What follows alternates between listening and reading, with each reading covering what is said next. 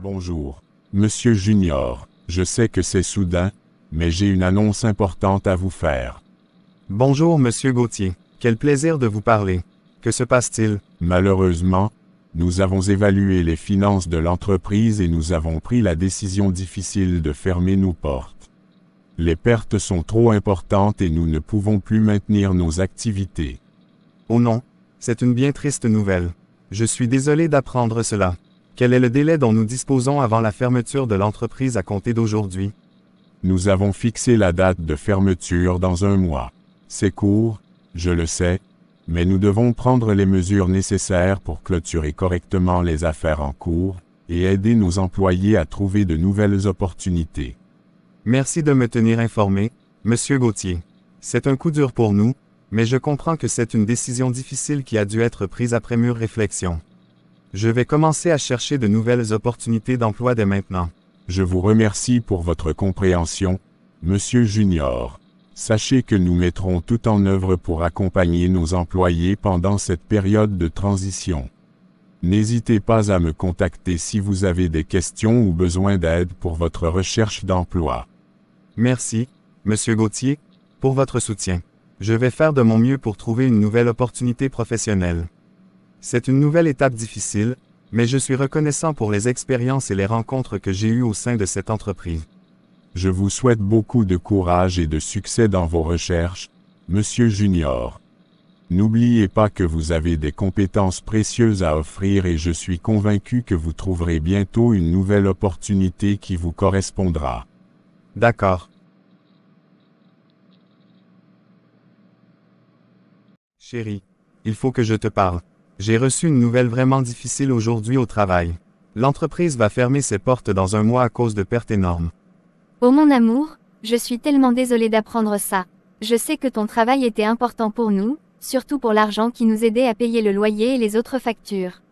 Mais tu sais, on va traverser ça ensemble. J'ai tellement peur, Katia. Comment allons-nous faire sans mon salaire?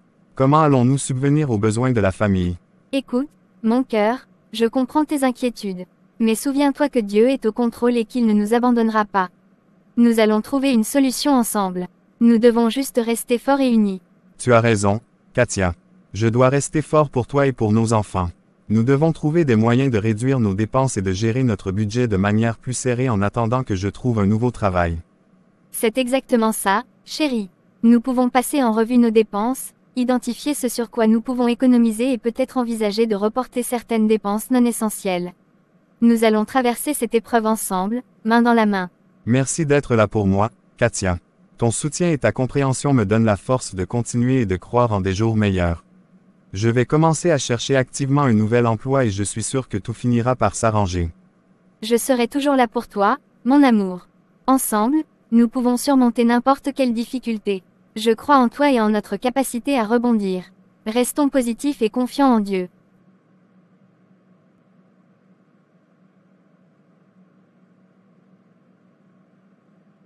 Ô Dieu notre Père, je viens humblement vers toi, cherchant ta présence et désirant entendre ta voix. Seigneur, je prie pour que tu m'accordes la grâce de reconnaître et d'écouter ta voix parmi le bruit du monde. Aide-moi, ô Dieu, à être attentif à tes messages et à être ouvert à ta direction dans ma vie. Je désire ardemment connaître ta volonté pour moi, suivre le chemin que tu as tracé et vivre en harmonie avec ton plan parfait. Apprends-moi à distinguer ta voix des voix du monde, à discerner tes vérités profondes au milieu des mensonges et des illusions de ce monde. Que ton Esprit Saint guide mes pensées et mes choix, et que mon cœur soit sensible à ta présence. Accorde-moi la clarté et la sagesse nécessaires pour comprendre tes desseins et agir en accord avec ta volonté souveraine. Enseigne-moi à me taire et à écouter, à méditer sur ta parole et à chercher ta face dans la prière. Que ma relation avec toi soit profonde et authentique, et que la communion avec toi soit source de paix et de réconfort dans ma vie. Je te demande, Seigneur, d'ouvrir mes oreilles spirituelles pour entendre ta voix qui appelle mon nom, pour recevoir tes instructions et pour me guider sur le chemin de la vérité et de la vie éternelle. Que chaque jour soit une occasion de rencontre avec toi, et que je puisse reconnaître ta présence dans les moments simples de ma journée. Je te remercie, Seigneur, pour ta patience et ta fidélité envers moi. Que ma quête d'entendre ta voix soit comblée par ta grâce et ta miséricorde. Au nom de Jésus, je pose cette requête et j'attends avec foi et espérance ton message d'amour et de vérité. Amen.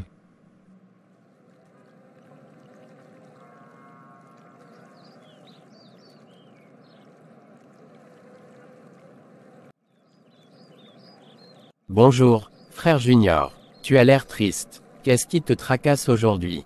Bonjour, frère Julien. En effet, je me sens triste. Je me demande si j'ai déjà vraiment entendu la voix de Dieu me parler. Ah, je comprends. Beaucoup de chrétiens ressentent cette même inquiétude à un moment donné. Mais rappelle-toi, Dieu parle à chacun de nous à sa manière. As-tu déjà essayé de lire la Bible régulièrement? Oui, bien sûr, j'ai lu la Bible plusieurs fois, mais je n'ai jamais ressenti que Dieu me parlait directement à travers elle. Et aussi pourquoi il ne me parle pas comme il avait parlé à Moïse son serviteur.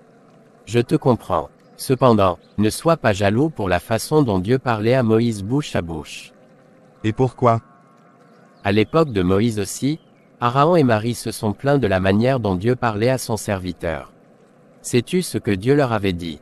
Non, ça m'a échappé. Il leur avait dit en Nombre 12 versets 6 à 8, « Écoutez bien mes paroles. Lorsqu'il y aura parmi vous un prophète, c'est dans une vision que moi, l'Éternel, je me révélerai à lui, c'est dans un songe que je lui parlerai. Il n'en est pas ainsi de mon serviteur Moïse, il est fidèle dans toute ma maison. Je lui parle bouche à bouche, je me révèle à lui sans énigme, et il voit une représentation de l'Éternel. Pourquoi donc n'avez-vous pas craint de parler contre mon serviteur? » Oui. En ce qui te concerne, peut-être que tu pourrais essayer d'autres façons d'écouter la parole de Dieu. Par exemple, as-tu déjà écouté la Bible en version audio? Non, jamais. Mais, est-ce vraiment une façon efficace d'entendre la voix de Dieu? Oui, parce que la Bible est la parole de Dieu, en l'écoutant, tu peux être certain que tu écoutes sa voix. Par ailleurs, écouter la Bible en version audio peut être une expérience très enrichissante. Tu pourrais même l'écouter avant de t'endormir. Merci, frère Julien, pour tes conseils. Je vais certainement essayer d'écouter la Bible en version audio. Peut-être que c'est la clé pour entendre enfin la voix de Dieu me parler. De rien, frère Junior. Souviens-toi que Dieu est toujours là, prêt à te parler et à t'écouter. Avec un cœur ouvert et une foi sincère, tu seras capable d'entendre sa voix résonner en toi quand tu passes beaucoup de temps avec lui, que ce soit à travers la lecture de la Bible ou en écoutant sa parole. N'hésite pas à me parler si tu as besoin de soutien. D'accord. Salut, Junior. Est-ce que tu as un moment pour discuter? J'ai quelque chose d'important à te dire. Salut Catherine. Bien sûr. Entre. Qu'est-ce qu'il y a? Voilà, je viens de chez le médecin et maman est gravement malade. Elle doit subir des traitements coûteux et nécessite beaucoup de soins. J'ai besoin d'un peu d'aide financière pour pouvoir m'occuper d'elle. Oh non. Je suis désolé d'apprendre ça. Mais j'ai quelque chose à te dire aussi. Je viens de perdre mon emploi. Les temps sont durs pour moi en ce moment. Oh, je suis vraiment désolé d'entendre ça, Junior. Je ne savais pas que tu avais perdu ton emploi. C'est un coup dur pour nous tous. Mais maman a besoin de nous en ce moment, elle a besoin de soins et de soutien. Je le sais, Catherine. Et crois-moi, si j'avais les moyens, je t'aiderais sans hésiter. Mais je suis dans une situation financière délicate en ce moment. Je ne sais pas comment je vais m'en sortir. Je comprends, Junior. Les temps sont difficiles pour tout le monde. Mais maman est notre priorité maintenant. Peut-être pourrions-nous trouver une solution ensemble, même si c'est juste un petit coup de main. Tu as raison, Catherine. Maman mérite tout notre amour et notre soutien. Je vais essayer de trouver une solution, peut-être en demandant de l'aide à d'autres membres de la famille ou en cherchant des ressources disponibles pour les personnes dans le besoin. Merci, Junior. Je sais que nous pouvons compter les uns sur les autres dans les moments difficiles. Ensemble, nous trouverons une solution pour aider maman et faire face à cette situation. Merci d'être là pour moi. De rien, Catherine. On va s'en sortir, tous ensemble. On est une famille, et on se soutient dans les bons moments comme dans les mauvais. Maman a besoin de nous, et nous serons là pour elle, quoi qu'il arrive. Exactement, Junior. Merci pour ton soutien et ta solidarité. Ensemble, on pourra affronter toutes les épreuves qui se dressent sur notre chemin. Merci d'être un frère formidable. Mon Dieu, je me sens angoissé. Je n'ai pas la paix dans mon esprit. Je vais écouter une portion de la Bible. Conduis-moi vers les versets que tu veux que j'écoute, Seigneur. En vérité, je vous le dis, celui qui croit en moi fera aussi les œuvres que je fais, et il en fera de plus grandes, parce que je m'en vais au Père, et tout ce que vous demanderez en mon nom, je le ferai, afin que le Père soit glorifié dans le Fils.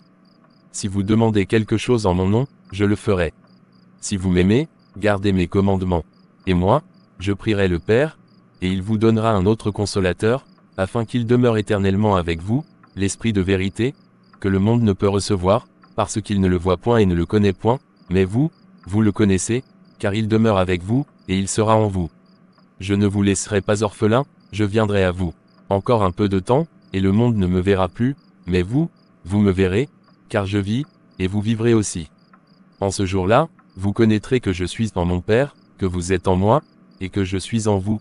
Celui qui a mes commandements et qui les garde, c'est celui qui m'aime, et celui qui m'aime sera aimé de mon Père, je l'aimerai, et je me ferai connaître à lui.